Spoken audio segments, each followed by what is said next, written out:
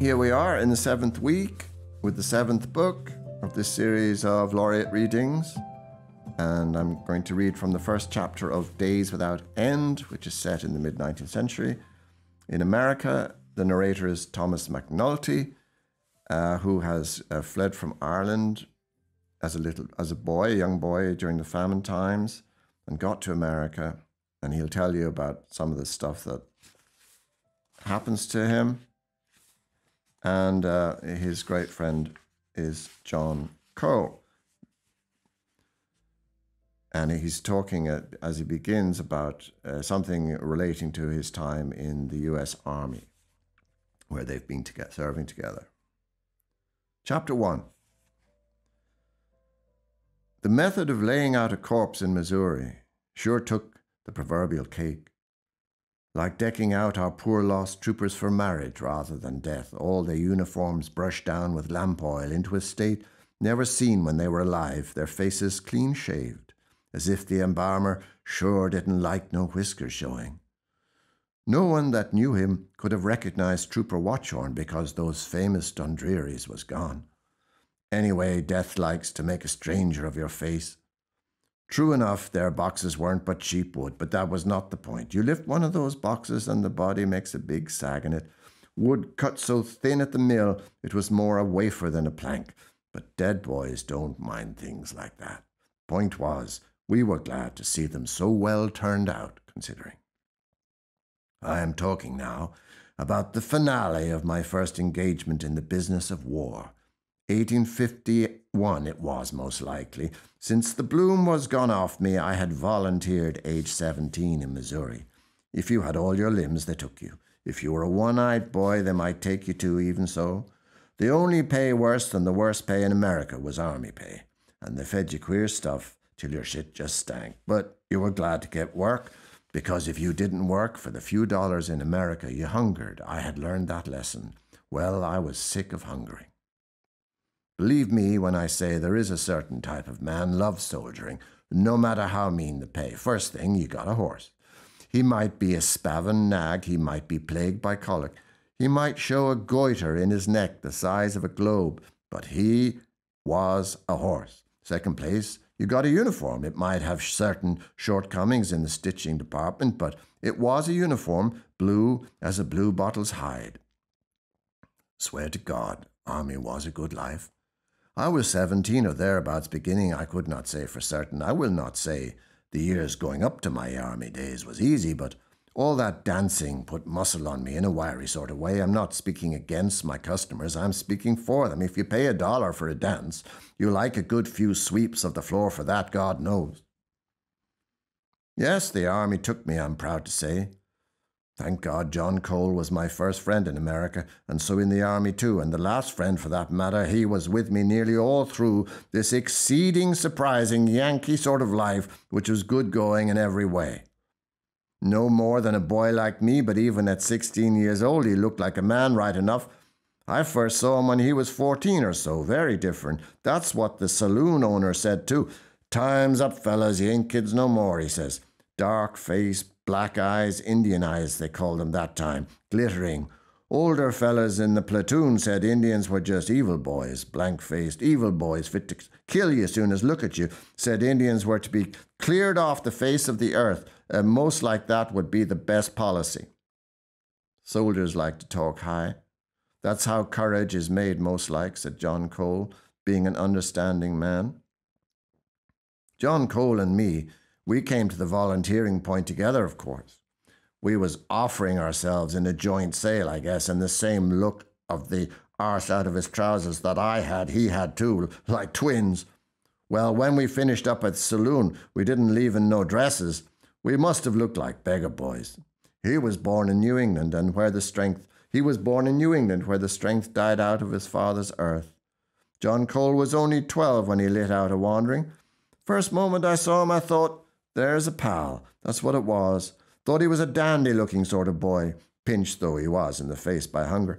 Met him under a hedge in goddamn Missouri. We was only under the hedge as a consequence the heavens were open in a downpour, way out on those mud flats beyond old St. Louis. Expect to see a sheltering duck sooner than a human. Heavens open. I scarper for cover, and suddenly he's there. Might have never seen him otherwise. Friend for a whole life. Strange and fateful encounter, you could say. Lucky. But first thing he draws, a little sharp knife he carried made of a broken spike. He was intending to stick it in me if I looked to go vicious against him. He was a very kept-back looking 13-year-old, I guess. Anyhow, under the hedge aforementioned, when we got to talking, he said his great-grandma was a Indian, whose people were run out of the East long since, over in Indian country now.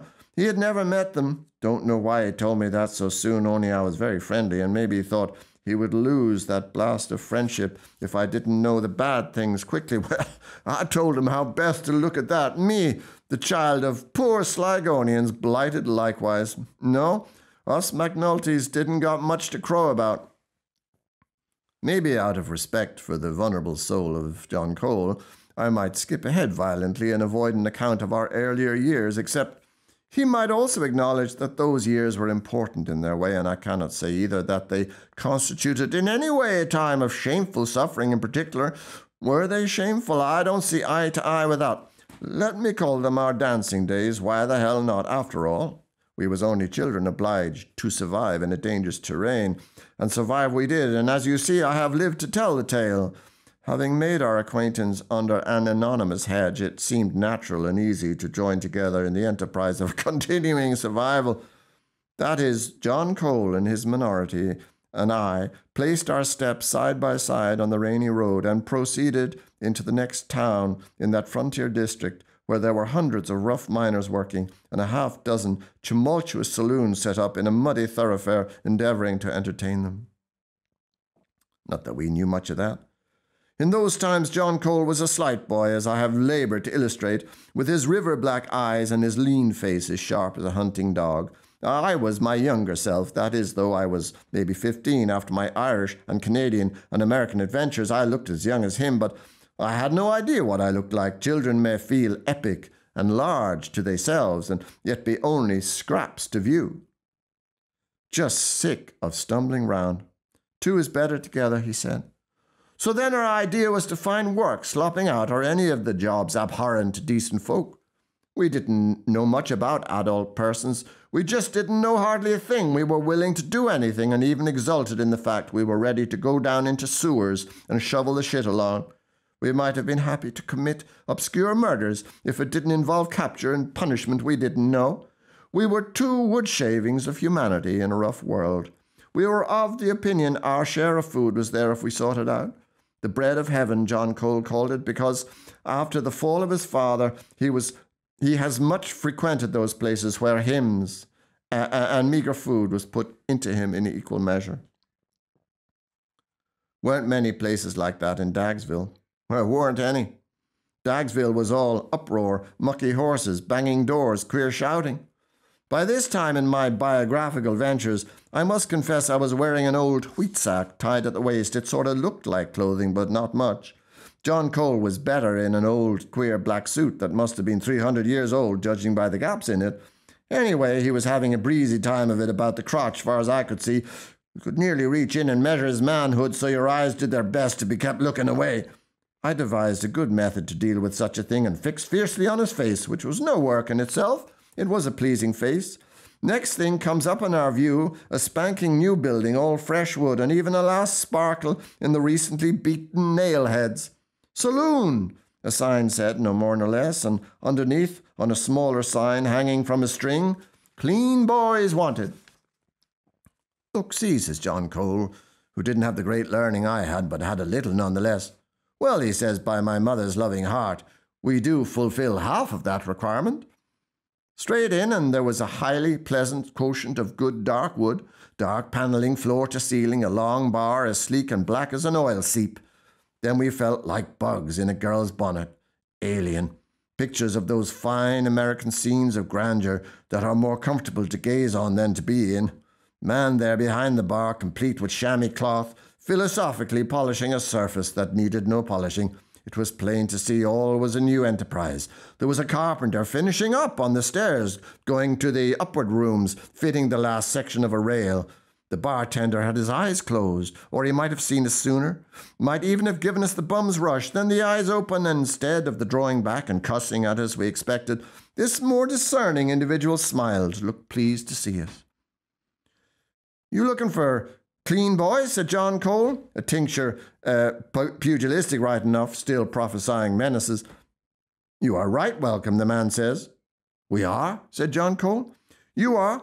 You are just the thing, especially the smaller one there," he says. That was me he was meaning then, as if he feared John Cole might take offence and stamp out away. But you'll do too," he says. "I'm giving 50 cents a night. 50 cents a night each, and all you can drink if you drink easy, and you can bunk down in the stable behind us, yes indeed, cosy and comfortable and warm as cats. And that's if you give satisfaction." "And what's the work?" says John, suspicious. "Easiest work in the world," he says. "Such as?" "Why, dancing. Dancing is all it is, just dancing." "We ain't no dancers, as far as I know," says John, flummoxed now, violently disappointed. "You don't need to be dancers as such in the accepted dictionary definition of the word," says the man. "It's not high kicking anyhow." "All right," says John, lost now just from a sense aspect, "but we ain't got no clothes to be dancing in, that's for sure," he said, displaying his very particular condition. "Why, all supplied, he says. The carpenter had paused in his work and was sitting on the steps now, smiling big. "Come with me, gentlemen," says the bartender, likely the owner too, with his swank, "and I will show you your clothing of work." Then he strode over his spanking new floor in his noisy boots and opened the door into his office. It had a sign on it said office, so we knew. "Why, boys, after you," he said, holding the door. "I got my manners, and I hope you got your manners, because even rough miners love manners, yes, indeed." So we troop in, all eyes. There's a rack of clothes like a gaggle of hanged women, because it's women's clothes, dresses. There was nothing else there, and we looked round thoroughly, we did. "Dancing starts 8 sharp, he says. "Pick something that fits, 50 cents each, and any tips you get is yours to keep." "But, mister," says John Cole, like he was talking to a pitiful, insane person, "we ain't no women, can't you see? I is a boy, and so is Thomas here." "No, you ain't women, I can see. I could verify that second you came in. You fine young boys. Sign says looking for boys. I would gladly sign up women, but ain't no women in Dagsville but the storeman's wife and the stableman's little daughter. Otherwise, it's all men here. But men without women can get to pining. It's a sort of sadness gets into their hearts. I aim to get it out and make a few bucks in the process. Yes, sir, the great American way. They need only the illusion of the gentler sex. You're it. If you take this employment, it's just the dancing. No kissing, cuddling, feeling or fumbling. Why, just the nicest, the most genteel dancing. You won't hardly credit how nice, how gentle a rough miner dances. Make you cry to see it. You sure is pretty enough in your way, if you don't mind me saying, especially the smaller one. But you'll do too, he says, seeing John Cole's newly acquired professional pride coming up again. Then he cocks an eyebrow, interrogatory like. John Cole looks at me. I didn't care. Better than starving in a wheat sack. "All right," he says.